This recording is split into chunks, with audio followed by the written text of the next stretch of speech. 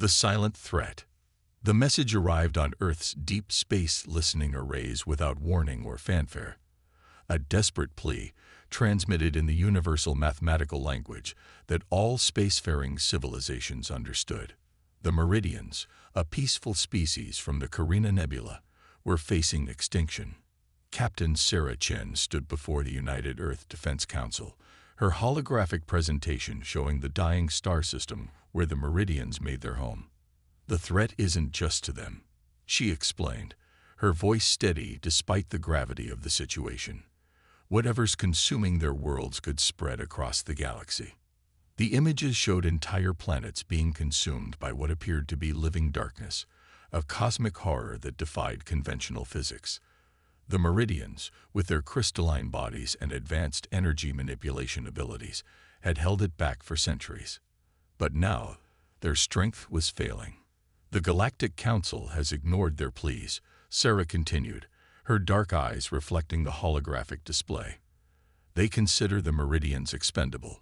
A single species isn't worth risking their fleets. She paused, letting the words sink in. But we know better. We remember what it means to stand alone against extinction. Humanity had earned its reputation as Deathworlders the hard way. Evolved on a planet that tried to kill them daily, humans had developed a tenacity that both frightened and confused the older species. Where others saw hopeless odds, humans saw challenges to overcome. Admiral Jackson leaned forward in his seat, his weathered face thoughtful. What are we looking at for response time? The Carina Nebula is over 7,000 light-years away. Our new quantum fold drives can get us there in 3 weeks, Sarah replied. The Meridians have maybe a month before their final defenses fail. We can make it, but we need to leave now. The council chamber erupted in heated discussion. The risks were enormous. Earth's defense fleet was still recovering from the last war. Many argued they couldn't afford to help, that humanity needed to look after its own interests first. Sarah waited for the noise to die down before speaking again. 200 years ago, we were alone in the universe, fighting for survival on our little blue planet. Now we have the power to save an entire civilization. If we turn our backs on them, what does that make us? The council chambers fell silent. Every human in the room knew the stories of their ancestors, of communities coming together in times of disaster, of strangers risking their lives to save others. It was written into their DNA, this stubborn refusal to abandon those in need. Admiral Jackson stood, his decision made. Captain Chen, you have authorization to mobilize the 7th Fleet. Take whatever volunteers and resources you need. Show the galaxy that humanity remembers its roots. Within hours, the call went out across Earth and its colonies. They needed ships, crews, and warriors willing to face the unknown. The response was overwhelming. Millions volunteered, from hardened veterans to fresh academy graduates. They came with determination in their eyes and hope in their hearts. The fleet that assembled in Earth's orbit was unlike anything the galaxy had seen before. Not the largest or most technologically advanced, but crewed by beings who had evolved on a world that demanded excellence for mere survival. These were the descendants of those who had faced down ice ages and predators, who had crossed oceans in wooden boats and reached for the stars in metal cans. Sarah stood on the bridge of the UES Humanity's Hope, watching as the last ships took their positions. The fleet carried more than just weapons and supplies. It carried humanity's answer to an age-old question. When faced with the choice between safe isolation and dangerous solidarity, what would they choose? The quantum fold drives hummed to life across the fleet. Sarah gave the order, her voice clear and determined. All ships, prepare for fold. We have people counting on us. As the fleet disappeared into the quantum fold, leaving Earth behind, news of their mission spread across the galaxy. Many species watched in disbelief as these young, reckless Deathworlders rushed to face a horror that even the oldest civilizations feared to confront. But that was humanity's gift to the galaxy, the audacity to believe that with enough courage, determination, and sacrifice, even the impossible could be overcome. The silent threat awaiting them in the Carina Nebula was about to learn why Earth's children were called Deathworlders, warriors from Earth. The quantum-fold journey gave the fleet 3 weeks to prepare for what awaited them. Inside the UES Humanity's Hope, Captain Sarah Chen watched as her crews trained relentlessly. The massive ship's combat simulators ran day and night, preparing humans for warfare unlike anything they'd faced before. Dr. Maya Patel, the fleet's lead xenobiologist, had been studying the meridian data nonstop.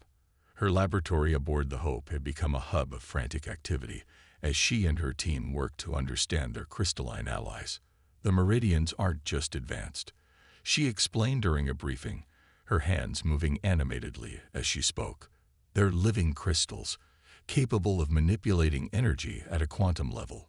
Whatever this threat is, it's specifically targeting their unique biology. The holographic displays showed the strange darkness that was consuming the meridian worlds. It moved with purpose, displaying signs of intelligence, yet defied all known laws of physics. It's like looking at a hole in reality. Maya continued, but everything has a weakness. We just have to find it. In the ship's massive training arena, Marine Commander Marcus Torres put his troops through another grueling exercise. The veterans among them had fought in Earth's wars, but this was different. They weren't facing other humans, or even conventional aliens. They were preparing to battle something that could devour worlds.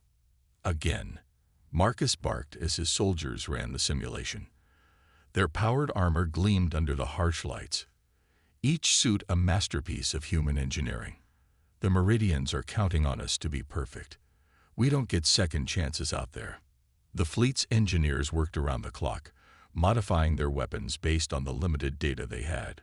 Traditional energy weapons might be useless against an enemy that consumed light itself. Instead, they developed new ammunition types, drawing on humanity's long history of adaptation and innovation. Sarah spent her evenings in the ship's observatory, watching the quantum-fold space ripple around them. Her first officer, Commander David Kumar, often joined her. The crew's scared, he admitted one night, but they're more determined than afraid. It's remarkable. That's humanity for you, Sarah replied with a slight smile. We've always been good at turning fear into fuel. The fleet's AI systems, sophisticated but carefully limited, processed combat scenarios at incredible speeds. They projected a 12% survival rate for the mission. When Sarah saw these numbers, she didn't share them with the crew. Humans had a habit of defying probabilities. In the medical bay, Dr. James O'Connor and his team prepared for casualties they could only imagine. They studied the meridian physiology, knowing they might need to treat their alien allies. We're writing new medical protocols on the fly, he reported. But that's what humans do best: adapt and overcome. The fleet's quantum communications array picked up transmissions from across the galaxy. Most alien species called them foolish, rushing to their deaths for a lost cause. Some, however, watched with growing interest. Humanity's response to the crisis was forcing the older races to question their own choices. 2 weeks into their journey, they received another message from the Meridians. Their situation had worsened. The darkness had consumed 3 more of their colony worlds. Their message ended with something unprecedented, a crystal song of hope, translated into human emotional frequencies. The entire fleet felt it, a haunting melody that spoke of courage and gratitude. Sarah called a final fleet-wide briefing. The holographic conference connected all 50 ships, thousands of humans united in purpose. We've spent 2 centuries proving ourselves to the galaxy, she said, proving that despite coming from a death world, we're not just warriors. We're protectors, builders, dreamers. Now we prove something else, that humanity's strength isn't in our weapons or technology, but in our unwillingness to abandon those in need. The crews cheered, the sound echoing through every ship. They had trained, prepared, and modified their equipment as much as possible. Now they faced the final week of their journey, each person aboard the fleet knowing they might not return. In the ship's cargo hold, engineers made final adjustments to their secret weapon, Project Phoenix. Based on theoretical physics and desperate innovation, It was a machine designed to fight darkness with light itself. No one knew if it would work, but that had never stopped humans before. As the fleet entered its final week of quantum-fold travel, Sarah received a private message from Admiral Jackson back on Earth. It was brief but spoke volumes. The entire human race stands with you. Show them what Earth's children can do. The message spread through the fleet, adding fuel to their determination. They were no longer just a rescue mission. They were humanity's answer to the galaxy's cold calculation of acceptable losses. They would show the cosmos that sometimes the most logical choice was to defy logic itself. The battle begins. The fleet emerged from quantum-fold space into a nightmare. The Carina Nebula, once known for its brilliant colors and stellar nurseries, was being consumed by darkness. Where there should have been light and cosmic beauty, there was only void, a hungering emptiness that defied natural law. All ships, battle stations, Captain Sarah Chen commanded, her voice steady despite the horrifying sight before them. The UES Humanity's Hopes sensors struggled to make sense of what they were seeing. The darkness wasn't just absence of light. It was something active, predatory. The Meridian homeworld came into view, its crystalline cities still gleaming defiantly against the encroaching void. Massive energy shields, powered by the combined will of millions of crystal beings, held back the darkness, but they were failing. Cracks appeared in the defensive barrier like spiderwebs across glass. Multiple contacts. Lieutenant Rodriguez called from his sensor station. The darkness, it's forming into shapes. The tactical display showed the void condensing into massive tentacles, each one large enough to crush a battleship. They moved with terrible purpose, testing the Meridian's weakening shields. Dr. Maya Patel's voice crackled over the comm from her laboratory. The darkness is showing signs of collective intelligence. It's not just consuming energy, it's learning, adapting. Every world it devours makes it stronger. Sarah watched as the void entities probed the Meridian defenses. This wasn't mindless destruction. It was systematic, calculated. The enemy was intelligent, patient, and absolutely lethal. "Launch the probe drones," she ordered. "Let's see what we're really dealing with." The drones, specially modified for this mission, streaked toward the darkness. Most were instantly absorbed, but their final transmissions revealed crucial data. The void entities weren't invincible. They had structure, form, and therefore, weakness. "Energy weapons are useless," Commander David Kumar reported, watching the tactical displays.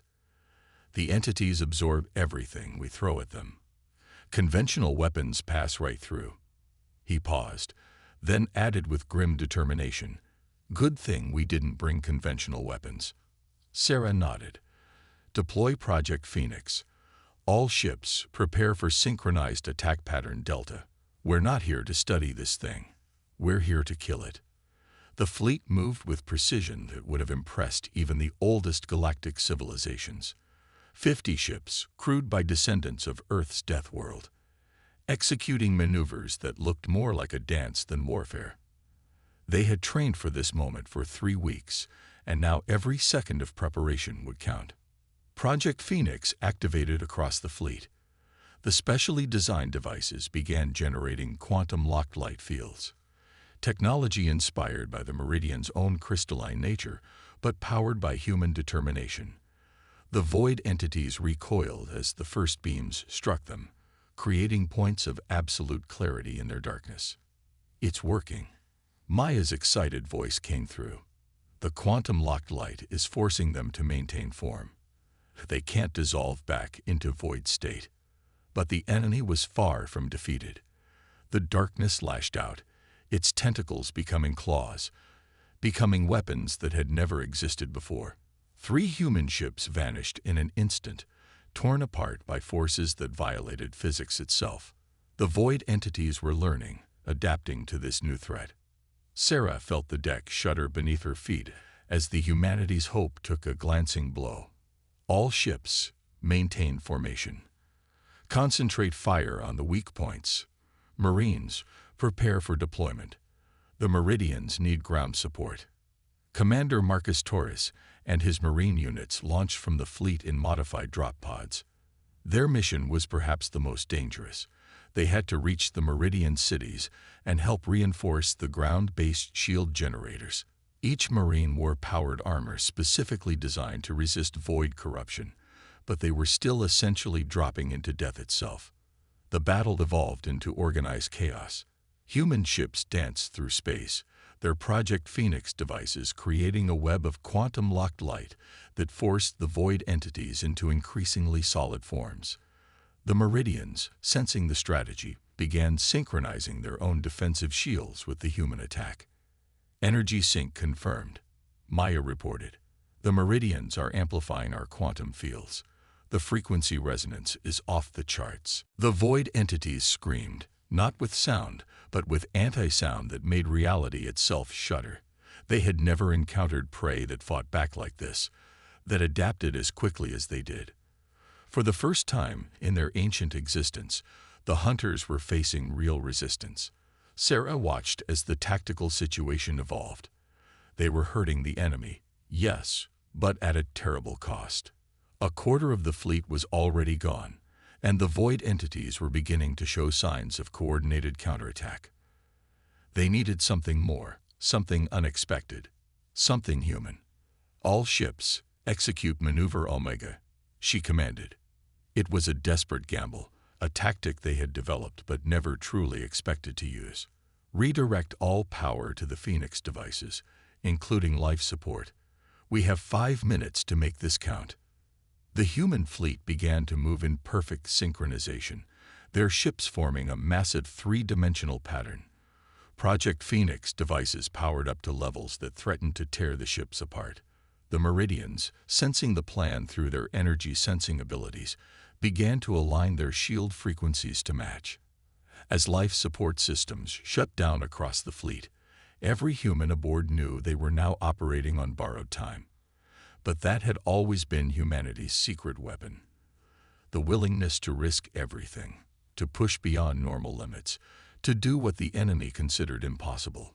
The void entities, sensing the growing energy pattern, began to mass for what they assumed would be a final, crushing assault. They didn't understand that they were doing exactly what humanity wanted, gathering in one place, becoming a single target. Sarah Chen stood on her bridge, breathing the increasingly thin air, and allowed herself a grim smile.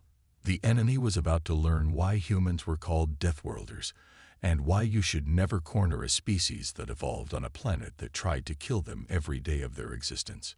United we stand. Time seemed to freeze as the combined energies of humanity's fleet and the Meridian shields reached critical resonance. The void entities, now compressed into a single writhing mass of anti-existence, loomed before them like a tear in the fabric of reality itself.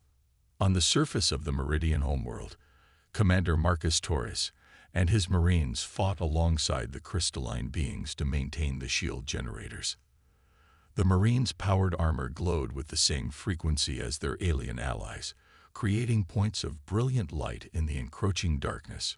Shield Generator 7 is failing, a Marine sergeant called out.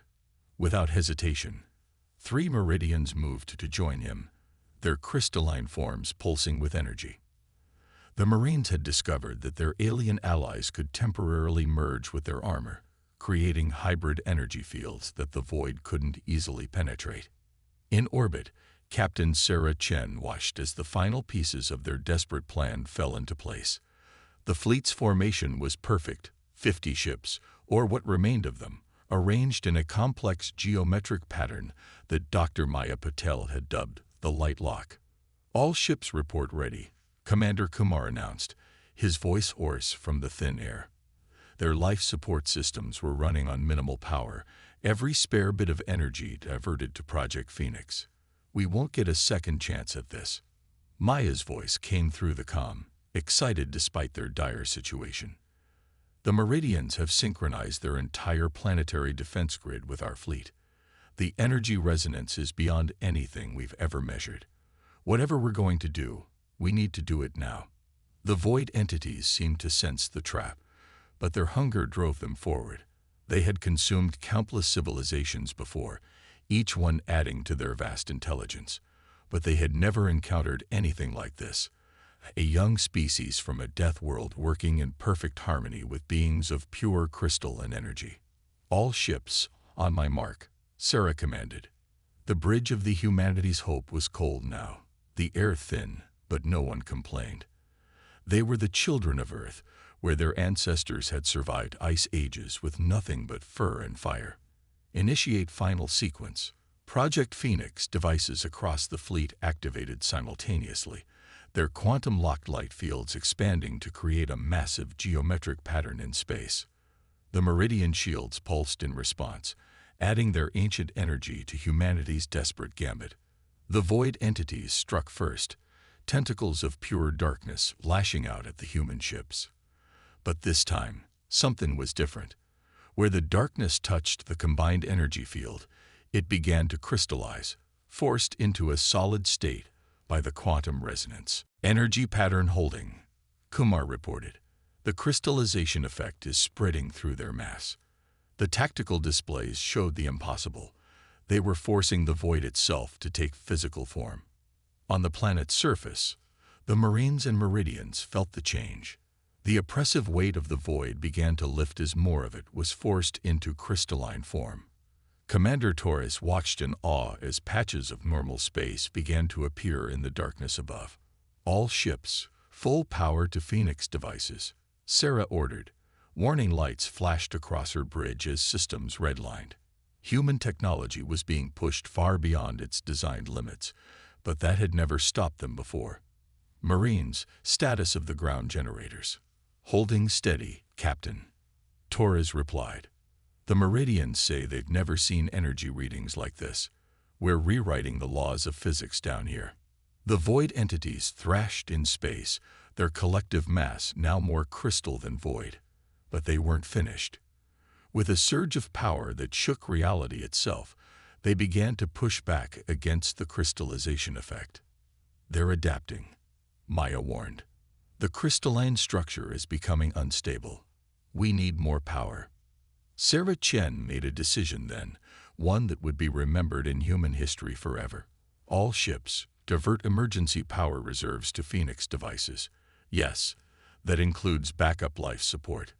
We end this now." Across the fleet, humans worked in the darkness of powerless ships, breathing the last of their air, keeping their weapons aligned through manual control when automated systems failed. They had trained for this, prepared for this, but more importantly, they had evolved for this, to face death with determination, to push through impossible odds. The Meridians, witnessing this sacrifice, made their own decision. Through their crystalline network, they sent a message that every human felt in their bones. "We stand with Earth's children." Their entire civilization, millions of crystalline beings, poured their very life force into the shield network. The combined power of two species, one born in the unforgiving crucible of Earth, and one evolved through eons of peaceful existence, created something entirely new. The quantum-locked light fields merged with meridian crystal energy, forming a cascade effect that ripped through the void entities like a wave of creation through nothingness. Sarah Chen watched through failing displays as the darkness that had terrorized the galaxy began to transform. The void entities, their ancient intelligence finally comprehending defeat, were being converted into crystalline structures that glowed with their own inner light. Energy conversion at 90%. Maya reported, her voice weak but triumphant. The void entities, they're not just being destroyed. We're changing them into something else entirely. The Marines on the surface witnessed the final moments. The sky above the Meridian world, so long darkened by the void, began to fill with crystal structures that glowed with impossible colors. Each crystal contained a fraction of the void's power, but transformed, tamed, made into something that could coexist with normal space. Commander Torres stood next to a Meridian elder, their forms glowing with the same energy frequency. "I've never seen anything so beautiful," the Marine commander admitted. The Meridian's response resonated through the crystal network. This is what happens when the wisdom of the old meets the courage of the young. Your people have taught us that sometimes the greatest strength lies not in avoiding death, but in facing it with purpose. As emergency power kicked in across the fleet and fresh air began to flow through the ships again, Sarah Chen looked at the transformed space around them. They had done more than win a battle. They had proven that humanity's greatest gift to the galaxy wasn't their ability to survive on a death world, but their ability to turn survival into something greater. The void entities were gone, transformed into a field of living crystals that would become known as the Light Gardens. But more importantly, two very different species had learned that the galaxy's greatest strength lay not in isolation, but in the willingness to stand together against the darkness. Dawn of a new era. The transformation of the void entities into the Light Gardens marked more than just victory. It marked the beginning of a fundamental change in galactic society. As news of the battle spread across the cosmos, the older civilizations were forced to confront an uncomfortable truth. They had been wrong about humanity. Captain Sarah Chen stood in the great crystal hall of the Meridian High Council, her dress uniform still showing signs of battle damage. The chamber was filled with representatives from dozens of species, many of whom had previously dismissed humanity as primitive Deathworlders. The loss of life was significant, Sarah reported, her voice carrying through the crystalline acoustics. 13 ships and their crews made the ultimate sacrifice. But every one of them died proving something we've known since we first looked up at the stars, that the universe is better when we face its challenges together. The Meridian Prime Consciousness, a collective being of pure crystal energy, responded with a harmonic that translated into all known languages. You came when no others would. You risked extinction to save those you had never met. This is not the behavior of mere Deathworlders. This is the behavior of Guardians. Dr. Maya Patel, working with Meridian scientists, had already begun studying the Light Gardens. The transformed void entities, now crystalline structures that pulsed with contained energy, were revealing secrets about the fundamental nature of reality itself. The void entities weren't evil, Maya explained to an assembled group of xenoscientists. They were the universe's immune system, eliminating civilizations that grew too isolated, too stagnant. By working together, by combining human determination with Meridian wisdom, we didn't just defeat them, we evolved them into something new. Commander Marcus Torres and his Marines had become legends among the Meridians. The sight of humans in powered armor fighting alongside crystalline beings had inspired artists across the galaxy. But more importantly, it had inspired change. The Marines have established a permanent training facility here, Torres reported during a subspace conference with Earth's Defense Council. We're teaching the Meridians about combat, while they're teaching us about energy manipulation. The combination is revolutionary. The Light Gardens themselves became a symbol of this new cooperation. Where the void entities had once threatened to consume all existence, the crystalline structures now served as navigation beacons, power sources, and repositories of knowledge. They were a testament to humanity's gift for transforming threats into opportunities. Commander David Kumar, standing watch on the bridge of the Humanity's Hope, observed the steady stream of ships arriving from across the galaxy. They're calling it the Great Awakening, he told Sarah. Species that haven't left their home systems in millennia are venturing out again. They want to see what happens when you stop hiding from the darkness and start facing it together. The Galactic Council, which had once dismissed humanity's request for membership, now extended an unconditional invitation. But Earth's response surprised them. Admiral Jackson, speaking for humanity, declined. We appreciate the offer, he said in a speech that was broadcast across known space, but humanity didn't save the Meridians to gain political power. We did it because it was right. Instead of joining your council, we propose something new. The Guardian Initiative. The initiative, conceived by Sarah Chen and the Meridian Prime Consciousness, would be different from the old power structures. It would be an alliance of species dedicated not to maintaining the status quo, but to facing the universe's challenges head-on. We are all Deathworlders in our own way, Sarah explained to the assembled representatives.